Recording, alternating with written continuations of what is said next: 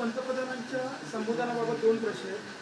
काही राजकीय विश्लेषकांचं म्हणणं आहे की विधानसभेच्या निवडणुकांची प्रक्रिया सुरू असताना सरकारी प्रसार माध्यमातून राष्ट्राला उद्देशून भाषण करणं हे आचारसंहितेचा भंग आहे.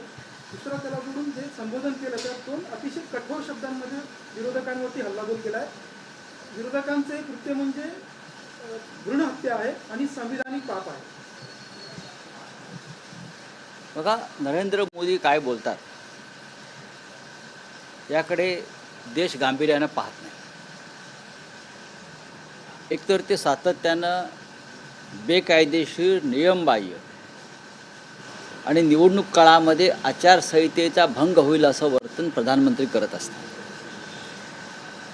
आणि कायदा माझं काय वाकडं करणार या भूमिकेत ते असतात. एकतर ते खोटं बोलतात.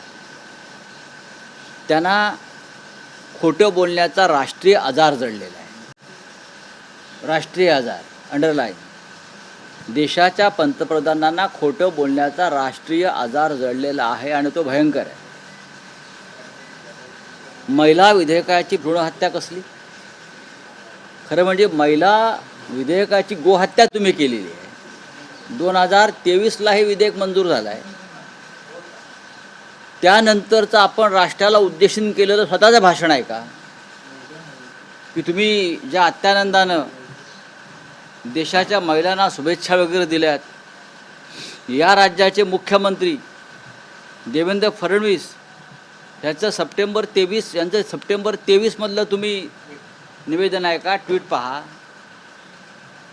2023 नंतर 23ला मंजूर झालेलं महिला विधेयक, आरक्षण विधेयक ह्यांनी अद्याप अंमलात आणलं नाही. याबद्दल नरेंद्र मोदींनी संपूर्ण देशाची माफी मागायला पाहिजे. संपूर्ण देशाची. हे मगरीचे अश्रू ढाळणं बंद करा. लोक आता फसणार नाहीत. राष्ट्राला संबोधन काय असं संकट राष्ट्रावरती आलंय? काल एक डिलिमिटेशन बिल तुमच्या मनमर्जीनुसार जे आणत होता त्याचा पराभव झाला. हे राष्ट्रावर संकट नाही, फार तर भारतीय जनता पक्षावर संकट आहे. आणि भारतीय पक्षावरच्या संकटासाठी राष्ट्राला संबोधन करणं हा मूर्खपणा आहे. भारतीय जनता पक्षाच्या पराभवासाठी राष्ट्रीय देशाच्या प्रसारमाध्यमांचा निवडणूक काळामध्ये गैरवापर करणं हा एक फार मोठा अपराध आहे. जे छाती पिटून घेत आहेत, आक्रोश करतायत, ढोंग करतायत महिला आरक्षणाच्या नावाखाली, त्यांनी 2023ला काय झालं संसदेमध्ये ते एकदा तपासून घ्यायला पाहिजे. कालच्या भाषणामध्ये मोदींच्या 86 वेळा काँग्रेसचा उल्लेख होता. 86 वेळा. ते काँग्रेसमुक्त भारत करायला निघायला होते. त्यांच्या डोक्यातून काँग्रेस अद्याप गेलेले नाही. 11 वर्षामध्ये 12 वर्षामध्ये काँग्रेसमुक्त भारत करायला निघाले होते. आणि त्यांच्या नसानसामध्ये काँग्रेस आहे. रक्ताच्या प्रत्येक थेंबात आणि श्वासामध्ये काँग्रेस आहे. शब्दामध्ये काँग्रेस आहे. विचारामध्ये काँग्रेस आहे.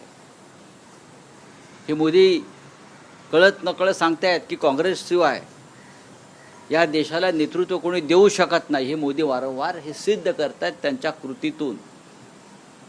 850 जागा त्यांना लोकसभेच्या करायच्या होत्या, त्या आम्ही रोखल्या. याच्यामध्ये महिला आरक्षणाचा काडीमात्र संबंध नाही. 2023ला जे महिला आरक्षणाचं विधेयक मंजूर झालेलं आहे, सर्वानुमते 543 जागांच्या संदर्भात, त्या 543 जागांमध्ये 33% जागा महिलांना द्यायला आमची काहीच हरकत नाही.